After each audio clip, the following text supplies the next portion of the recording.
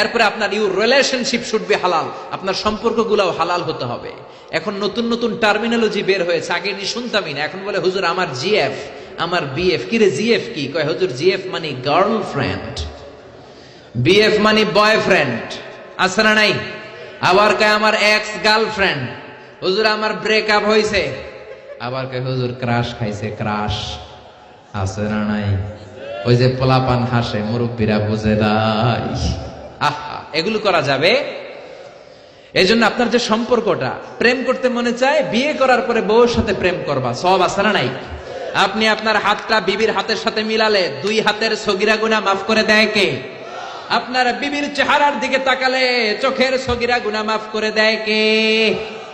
তুমি সুন্দর তাই চেয়ে থাকি, সে কি মোর অপরাধ?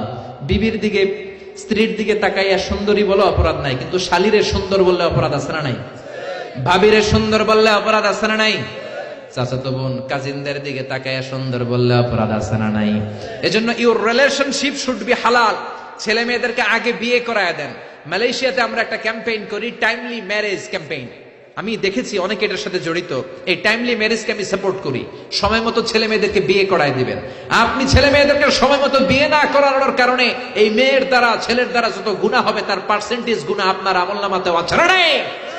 এজন্য ইসলাম বলে ইউর রিলেশনশিপ শুড বি হালাল। তোমার সম্পর্কটা হতে হবে হালাল সম্পর্ক। বিবাহ বহির্ভূত ইল্লিগাল ম্যারেজ সিস্টেমে কোনো সম্পর্ক ইসলামে জায়েজ নাই, হারাম। চিল্লা এখন ঠিক কিনা? এরপর ইসলাম বলে ইউর এন্টারটেইনমেন্ট শুড বি হালাল। আপনি যে বিনোদন নেবেন, ইসলাম বিনোদনেও বাধা দেয় না, তবে আপনার বিনোদনটা সুস্থ বিনোদন হতে হবে, আপনার বিনোদনটা হালাল বিনোদন হতে হবে। এখন টেলিভিশনের মধ্যে মেয়েদের রেসলিং খেলা আছে না নাই? কোন মুসলমান মেয়েদের রেসলিং খেলা দেখতে পারে নাকি? আবার ক্রিকেট খেলার মাঝখানে ছক্কা মারলে চিয়ার গার্লসরা দুম্মা চলে দুম বলে নাচানাচি শুরু করে, আছে না নাই? যেই খেলার মাঝখানে ছক্কা মারলে উলঙ্গ মেয়েরা নাচে, ওই খেলাও মুসলমানরা দেখতে পারে না। চিল্লা এখন ঠিক কিনা? এই জন্য আমাদের কালচার হবে ইউনিক। হারাম কোন ধরনের বিনোদন মুসলমান গ্রহণ করতে পারে না। মুসলমান গ্রহণ করবে হালাল বিনোদন। তার মানে ইউর ফুড শুড বি হালাল, ইউর ড্রিঙ্ক শুড বি হালাল, ইউর ইনকাম শুড বি হালাল, ইউর রিলেশনশিপ শুড বি হালাল, ইউর এন্টারটেইনমেন্ট, আপনার বিনোদন শুড বি হালাল। আমাদের পুরো জীবনের অঙ্গনটারে হালাল দিয়ে সাজাইতে হবে। রাজি আছে মুসলমান? কে কে রাজি? তো হাত উঁচু করে আমরা আল্লাহর দেখাই।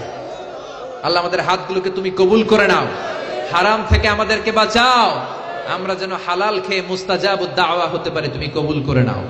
আল্লাহ আমাদের সবাইকে কথাগুলো বুঝার ও আমল করার তৌফিক দান করুন।